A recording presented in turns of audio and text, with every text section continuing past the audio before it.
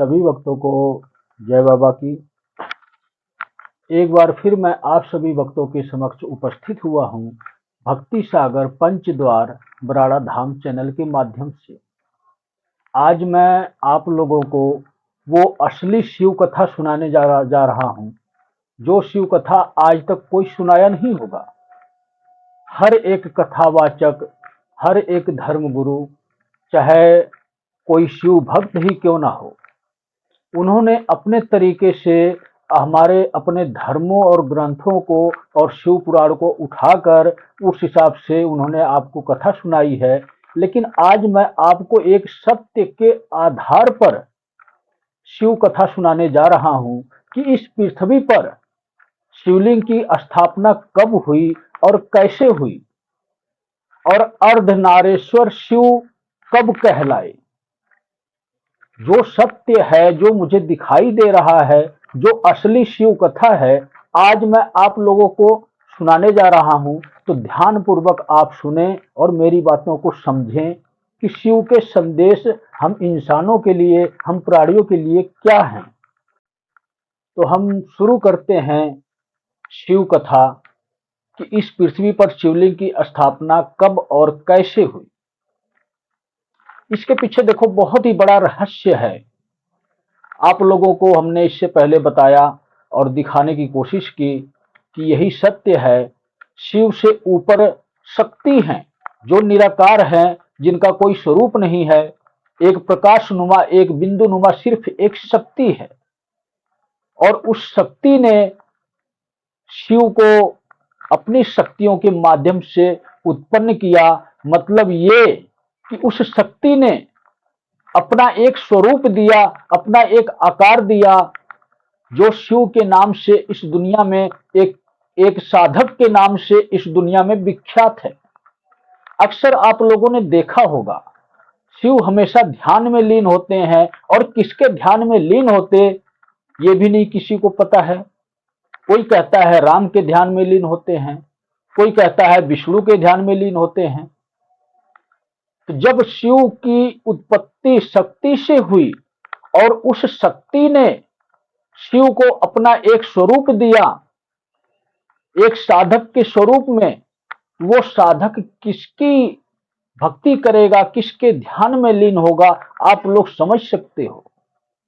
जब शिव से श्रेष्ठ शक्ति है, उस शक्ति की कृपा से शिव के स्वरूप का निर्माण हुआ, तो जायज सी बात है कि शिव हमेशा शक्ति के ध्यान में ही लीन होंगे जो निराकार है। और इसके बाद शक्ति का आग्रह हुआ शिव के प्रति कि आप सृष्टि की रचना करो। तो शक्ति के आदेशों का पालन करते हुए शिव ने इस सृष्टि की संरचना की और जिसमें रचयिता ब्रह्मदेव को बनाया। अपना ही रूप, अपना ही स्वरूप, अपना ही प्रतिरूप उन्होंने विष्णु और ब्रह्मा का बनाया, जो कि ब्रह्मा ने सृष्टि में कहां पर कैसे क्या होना चाहिए और किस किस सामग्रियों की आवश्यकता होती है सृष्टि को चलाने के लिए, चाहे वो नर हो या मादा हो, पेड़ हो या पौधे हो, जीव हो या जंतु हो, और किस प्रकार से प्रकृति की रचना होती है, वो सब सारा ब्यौरा ब्रह्मा जी का बनाया हुआ था, उनका लिखा हुआ था। और शिव उसी हिसाब से उस सृष्टि की संरचना कर दिए। वैसे ही रंग बिरंगा हरा भला हरी भरी सृष्टि की संरचना हो गई और आवश्यकता अनुसार जीव जंतु प्राणी भी बनाए गए जितनी आवश्यकता थी। इस हिसाब से सृष्टि की संरचना स्वयं शिव ने की, शक्ति के माध्यम से, शक्ति का आदेशों का पालन करते हुए। इसके बाद शक्ति ने माता दुर्गा का स्वरूप लिया। जिस प्रकार उस शक्ति ने एक नर के स्वरूप में, एक पुरुष के स्वरूप में, एक शिव के स्वरूप में, एक साधक के स्वरूप में अपनी शक्तियों के माध्यम से शिव को स्थान दिया, उसी प्रकार वही शक्ति ने माता दुर्गा को स्थान दिया, एक स्वरूप दिया, एक आकार दिया। और इसके बाद वो शक्ति दुर्गा स्वरूप में शिव से आग्रह किए कि अब सृष्टि की रचना हो चुकी है, लेकिन सृष्टि को गति देने के लिए आपको मेरे साथ संभोग करना होगा। ये शब्द सुनकर शिव आश्चर्यचकित रह गए कि इन्होंने मेरी संरचना की है, मुझे स्वरूप दिया है, मुझे आकार दिया है, और ये तो जगत जननी मां के स्वरूप में है। क्योंकि जिससे मेरी उत्पत्ति हुई वो एक शक्ति है, उसका कोई स्वरूप नहीं, उसका कोई आकार नहीं, और उसने पहला स्वरूप धारण किया है मां दुर्गा का, मां भवानी का, मां जगदम्बा का। वो पूरे सृष्टि की मां हुई और इसी सृष्टि से के क्रियाकलापों से मैं भी उत्पन्न हुआ हूं। तो पहला स्वरूप मैंने मां का, मां जगदम्बा, मां दुर्गा के स्वरूप में देखा है, तो मैं कभी भी आपके आग्रह को स्वीकार नहीं कर सकता। हाँ, शिव ने एक मार्ग अवश्य दिया। ये सृष्टि गतिशील तब हो सकती है जब आप सृष्टि के नियमों से बद्ध हो। आप बेशक मेरी मां स्वरूप हैं, जगत जननी मां स्वरूप हैं, एक शक्ति स्वरूप हैं, लेकिन जब तक आप सृष्टि के नियमों से नहीं बंधोगे तब तक मैं आपके इस आग्रह को स्वीकार नहीं कर सकता। और सृष्टि के नियमों के बंधने के बाद भी आपको मुझे पाने के लिए मेरे स्वयं की मेरी तपस्या, मेरी भक्ति करनी होगी, तब ही मैं आपको मिल सकता हूं, तब ही ये सृष्टि गतिशील हो सकती है। इसके बाद माता दुर्गा ने माता पार्वती के स्वरूप में महाराजा दक्ष के घर जन्म लिए। स्वयं आदि शक्ति भवानी मां दुर्गा ने अपना स्वरूप इस प्रकृति के नियमों के अनुसार तैयार किया। इस प्रकृति के तत्वों के माध्यम से तैयार हुआ पार्वती जी का स्वरूप।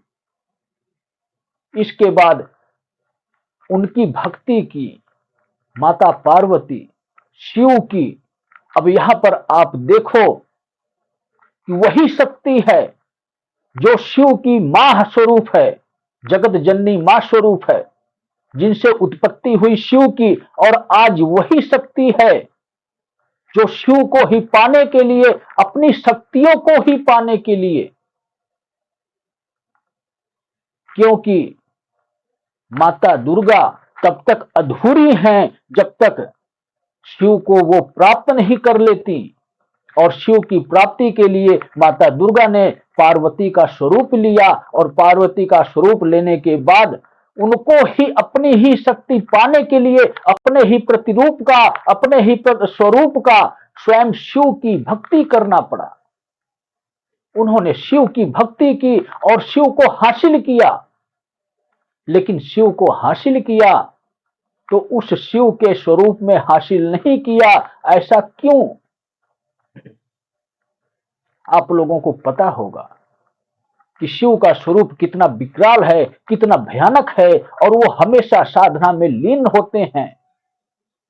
जब साधना में लीन होते हैं तो कभी भी वो माता पार्वती के निकट नहीं जाते, और जब उनके निकट नहीं जाते तो प्रजनन की प्रक्रिया कभी आगे नहीं बढ़ती। इसलिए स्वयं शिव ने ये निर्णय लिया कि अब वो समय आ गया है कि इस सृष्टि को गति दी जाए। आप लोग समझ सकते होंगे कि जब स्त्री और पुरुष का लिंग का निर्धारण स्वयं शक्ति ने किया, तो इस स्त्री और पुरुष के मिलन के बाद ही सृष्टि गतिशील हो सकती है।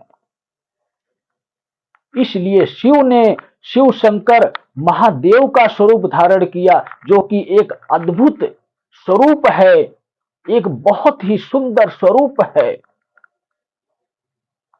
लेकिन कहते हैं ना कि कहीं ना कहीं लक्षण दिखाई देते हैं, उसी प्रकार ही शिव के लक्षण शंकर महादेव के स्वरूप में स्पष्ट दिखाई देते हैं। और इसीलिए लोग शंकर महादेव को ही शिव भी समझते हैं और मानते भी हैं, और ये सत्य भी है कि शिव ही शंकर है, शंकर ही शिव है। सिर्फ इस सृष्टि को गति देने के लिए उन्होंने अपना स्वरूप सुंदर बनाया, पार्वती से विवाह करने के लिए, और ये विवाह संपन्न हुआ।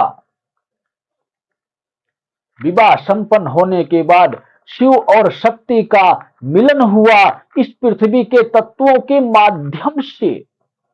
एक शक्ति स्वरूप में शिव और शक्ति का मिलन कभी नहीं हुआ, और यह संभव भी नहीं था। ये इसलिए नहीं संभव था, जब पार्वती इस पृथ्वी पर आ चुकी हैं, पृथ्वी के पंच तत्वों से उनके शरीर का निर्माण हुआ, तो कभी भी एक शक्ति का मिलन पृथ्वी के पंच तत्वों के द्वारा नहीं संभव है। उसको भी इस पृथ्वी के बनाए हुए नियमों के अनुसार ही चलना होगा, और इसी प्रकार ही शिव ने स्वयं पृथ्वी के पंच तत्वों के निर्माण से ही अपना एक मनमोहक स्वरूप तैयार किया, और माता पार्वती के साथ विवाह संपन्न हुआ। और इसके बाद इस सृष्टि को एक गति मिली शिव और शक्ति के मिलन के माध्यम से, जो इस पृथ्वी के तत्वों से निर्मित शरीर के माध्यम से। इसलिए ही शिव स्वयं शंकर महादेव, जिन्हें हम देवों के देव महादेव कहते हैं, स्वयं वो अपनी साधना की अवस्था त्याग कर कैलाश पर्वत पर माता पार्वती के साथ विचरण करने लगे, रहने लगे, और वहीं से सृष्टि का आरंभ हुआ, और इसके बाद ही रावण भी उत्पन्न हुआ। इस प्रकार से हमारे सृष्टि की संरचना हुई, और हमारे इस सृष्टि को एक गति मिली, जिससे प्रजनन की प्रक्रिया से विकास होना शुरू हो गया। चाहे किसी भी प्रकार के जीव जंतु प्राणी हो, या पेड़ या पौधे हो, पेड़ पौधे भी जितना उन्होंने तैयार किया उतने ही थे। एक भी बढ़ नहीं सकता था, एक भी घट नहीं सकता था, सब वही के वही रुका हुआ था। चाहे वो कोई जीव जंतु प्राणी हो, या पेड़ या पौधे हो, पहाड़ हो, या कुछ भी समझो आप, स्थिर था। जब इनका मिलन हुआ तो हवाएं भी चल पड़ी, और सूरज भी चलने लग गया, चांद भी चलने लग गया, सृष्टि में सब कुछ गतिशील हो गया। और जैसे ही गतिशील हुआ, वैसे ही सृष्टि में विकास होने लगा। आप लोग समझ सकते होंगे कि जब तक शिव और शक्ति का मिलन नहीं होता, जब तक उनके बालक नहीं होते, तब तक कभी भी किसी भी जीव जंतु के मिलन संभव नहीं थे, और उनके अंदर ये इच्छा जागृत नहीं होती कि हम स्त्री हैं और हम पुरुष हैं, तो इस पृथ्वी पर आने का हमारा असली मतलब क्या है, असली सुख क्या है। स्त्री और पुरुष के मिलन को ही असली सुख बताया गया है, और परिवार में रहकर परिवार के महत्व को समझना यही असली जिम्मेदारी बताई गई है। ये शिव की तरफ से यही संकेत है। लेकिन अब हम मेन मुद्दे पर आते हैं कि शिवलिंग की स्थापना इस पृथ्वी पर कब और कैसे हुई। आप लोग समझ सकते होंगे कि वही शिव, वही शक्ति, वही शक्ति का मतलब यह है कि उस निराकार शक्ति ने शिव की भांति ही शिव से मिलन करने के लिए ही माता दुर्गा का स्वरूप लिया था। लेकिन उस शक्ति का पहला स्वरूप होने के कारण शिव ने इस आग्रह को ठुकरा दिया कि मैंने अपनी मां का पहला स्वरूप देखा है, जिससे मेरी उत्पत्ति हुई है, जिसने मुझे ये आकार दिया, जिसने मुझे ये स्वरूप दिया, उस माता को तो हमने कभी देखा ही नहीं। तो आज मेरे समक्ष वो मां विकराल स्वरूप में अष्टभुजी भवानी माता दुर्गा मेरे समक्ष है, और मैं नतमस्तक होता हूं, उस मां को प्रणाम करता हूं। सिर्फ इसी बाधाओं की वजह से माता दुर्गा को पार्वती का स्वरूप लेना पड़ा, और जब पार्वती का स्वरूप इस पृथ्वी के पंचतत्वों के द्वारा हुआ है, तो कभी भी ये संभव नहीं है कि माता पार्वती इस सृष्टि की श्रेष्ठ पूज्य हो, श्रेष्ठ पूज्य इस सृष्टि की जगत जननी मां के स्वरूप में माता दुर्गा को ही पद मिला है, और उन्हीं को पूजा करने का हमें सबसे पहला और सबसे सर्वश्रेष्ठ हक है। और उसी प्रकार हम शिव को श्रेष्ठ पद और श्रेष्ठ हक देते हैं कि हमारे श्रेष्ठ पूज्य परमपिता परमेश्वर है कोई तो वो शिव है। और उसी शिव ने माता दुर्गा की शक्ति को स्वीकार किया, लेकिन कब और कैसे, ये एक माध्यम बनाया गया माता पार्वती का, जो पंच तत्वों से निर्मित शरीर के रूप में इस पृथ्वी पर उन्होंने जन्म लिया और इस शरीर का त्याग किया। त्याग करने के बाद जब वो शक्ति शिव के समक्ष पहुंची, तो वही दुर्गा अपना स्वरूप त्याग कर माता पार्वती के स्वरूप में, अर्धनारेश्वर शिव के स्वरूप में, उस शक्ति में समाहित हो गई, जो शक्ति उसकी स्वयं की थी। आप समझ सकते हो, थोड़ा ध्यान पूर्वक आप सुने, मैं आपको क्या समझाना चाहता हूं कि उसी शक्ति ने शिव की उत्पत्ति की और उसी शक्ति ने दुर्गा की उत्पत्ति की। शिव ने दुर्गा को स्वीकार नहीं किया, इसलिए दुर्गा को पार्वती का स्वरूप लेना पड़ा, और पार्वती के स्वरूप में जब उन्होंने अपने इस पंच तत्वों के से निर्मित शरीर का त्याग किया, तब इसी स्वरूप में ही, माता पार्वती के स्वरूप में ही उस शिव के अंदर समाहित हो सकी। तब ही उन्होंने शिव को बोला था, अपने शरीर का त्याग करने के बाद जब शिव का तांडव शुरू हुआ था, जब 51 शक्तिपीठों में माता पार्वती का शरीर इसी पृथ्वी पर ही रह गया था और एक शक्तिपीठों के नाम से आज विख्यात है, उस वक्त माता पार्वती ने कहा कि हे शिव,